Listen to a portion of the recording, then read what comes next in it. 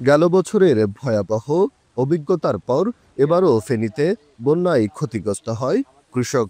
চলতি বছর ৩ দফার বন্যায় ডুবে যায় বিস্তীর্ণ ফসলি জমি। এতে জমিতে বালু জমা হয়ে হারায় জমির উর্বরতা। বারংবার বন্যার পরও হাল ছাড়েনি কৃষকরা।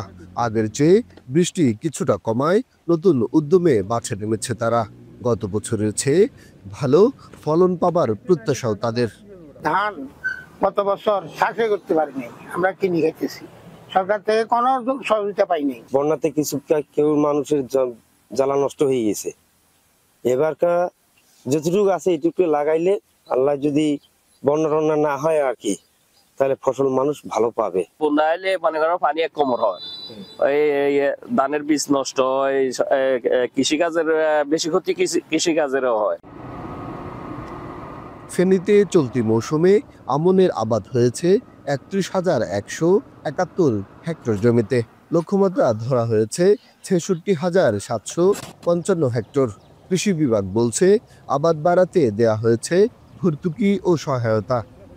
আমন হচ্ছে ফেনীর প্রধান ফসল, সুতরাং এটা যদি কৃষক ঘরে তুলতে না পারে, কৃষক মনে করে যে তাদের খোরাকের একটু সমস্যা হবে, সেজন্য এবার তারা শতভাগ তো সেটা করবেই।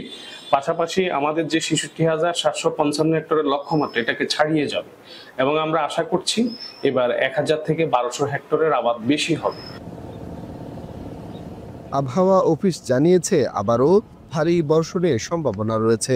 চলতি বছর বাঁধ ভাঙা পানির তোড়ে জেলায় অন্তত ২৯,০০০ কৃষক ক্ষতির মুখে পড়েন। জেলা কৃষি বিভাগের তথ্য অনুযায়ী চলতি বছরের বন্যায় প্রায় ৩৮,৭,০০,০০০ টাকার ফসলের ক্ষতি হয়েছে। ধানের এই চারা ফেনীর ভাটির এই জনপদের মানুষের কাছে শুধুই একটি চারা নয়, এটি তাদের কাছে স্বপ্ন এবং সংগ্রামের। প্রকৃতি যতই শত্রুতা করুক, বৈরী হোক, তবুও এই অঞ্চলের মানুষ জানে এই জমিতে কিভাবে সোনা ফলাতে হয়। সোলাইমান ডালিম, এখন ফেনী।